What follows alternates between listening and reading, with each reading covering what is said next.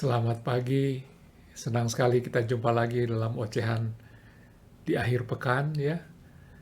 Dan topik kita pagi ini, kita akan bicara tentang istilah dalam Kristus. Kita sering mendengar istilah dalam Kristus, apa artinya kita berada di dalam Kristus? Kita masuk ke dalam, bukan? Nah, jadi kalau kita bicara masuk ke dalam, berarti kita ada di luar. Kita melangkah, ada satu wilayah yang dipagari, begitu yang kita masuki ya. Apa artinya itu? Nah, misalnya kita masuki satu negara ya, masuki satu wilayah negara, ini yang kita lihat ada yang menjaga di perbatasan, kita masuki wilayahnya, dan di dalamnya kita bertemu orang-orang, warga negara, yang bisa jadi budayanya itu berbeda dengan kita, perilakunya juga mungkin tidak sama ya. Nah, itu dua hal yang terlihat ya, wilayahnya dan juga orang-orangnya. Tapi ada yang ketiga yang tidak terlihat pada saat kita masuk ke dalam wilayah itu, ada hukum di dalamnya, ada aturan yang harus dipatuhi oleh semua. Biasanya ditulis dalam buku atau konstitusi ya. Nah, kemudian di dalam negara itu ada orang-orang tertentu yang diberi otoritas, kuasa dalam nama hukum itu. Jadi ada 4 hal yang terjadi pada saat kita memasuki sesuatu negara itu. Pertama ada wilayahnya, kedua ada warganya, tiga ada aturan hukumnya, keempat ada yang pemegang otoritas. Kalau empat-empat ini baik bagi kita, maka sejahteralah hidup kita ya. Kalau sebaliknya kita masuk ke negara yang salah, penguasanya menakutkan kita, hidup kita tidak bahagia. Nah, itu kalau artinya masuk ke dalam satu negara. Ada masuk juga dalam pengertian lain ya, yaitu masuk ke dalam komunitas. Itu kalau kita bergabung dalam satu komunitas secara sukarela ya, maka 4 hal yang tadi juga terjadi ya. Ada wilayahnya itu gedung pertemuan, tempat kita meeting. Kemudian ada kadang-kadang juga medsos ya, meeting di media sosial. Nah, kemudian ada anggota-anggotanya di dalamnya.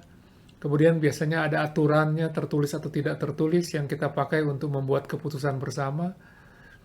Dan ada orang-orang tertentu yang kita jadikan pengurus ya, ketua, sekretaris, bendahara, dan sebagainya. Nah, itu yang terjadi kalau kita masuk komunitas. Nah, ada yang ketiga ya, kita masuk dalam keluarga. Kalau sepasang ya, pria dan wanita itu saling mengasihi dan menjadi suami istri, hati mereka itu diisi oleh satu sama lain. Jadi maksudnya mereka dekat atau jauh, mereka tetap memikirkan pasangan mereka itu karena ada dalam hati. Itu hubungan yang intim dan erat. Dan saat mereka dikaruniakan anak-anak, anak-anak juga ada dalam hati mereka, bukan? Dan anak-anak itu membawa denyut jantung hati mereka juga. Jadi ada 3 pengertian ya. Kita masuk dalam negara, kita masuk dalam komunitas, dan kita masuk dalam pasangan atau keluarga. Nah, jadi di dalam Kristus kita masuk dalam 3 pengertian. Kita masuk dalam pemerintahan atau kerajaan, kita masuk di dalam komunitas, dan kita masuk dalam hati, seperti keluarga tadi. Nah, apa maksudnya ya?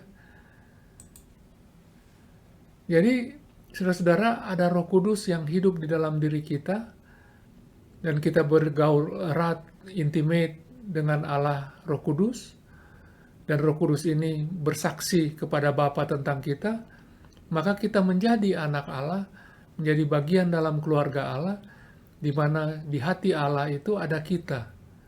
Wah, itu ya, luar biasa kalau pengertian pertama. Pengertian kedua, tidak berhenti sampai di situ ya. Kita juga bergabung dalam jemaat sebagai anggota tubuh Kristus. Di sini, kepalanya itu Kristus, anak Allah, Allah anak, dan hukumnya itu hukum kasih ditulis dalam buku Alkitab. Kita juga diberi kuasa dalam nama Tuhan Yesus. Ada otoritas di dalamnya ya. Nah, kemudian kita juga adalah warga dari kerajaan Allah. Satu negara di mana Allah itu berdaulat ya. Hukumnya itu Allah sendiri dan apa yang keluar dari mulut Allah yaitu firman-Nya. Ia pemegang otoritas tertinggi dan kita diangkat menjadi bagian dari sistem kerajaan Allah itu, imamat rajani dalam nama Bapa. Luar biasa ya. Jadi apa artinya di dalam Kristus? Berarti kita masuk dalam 3 hal ya.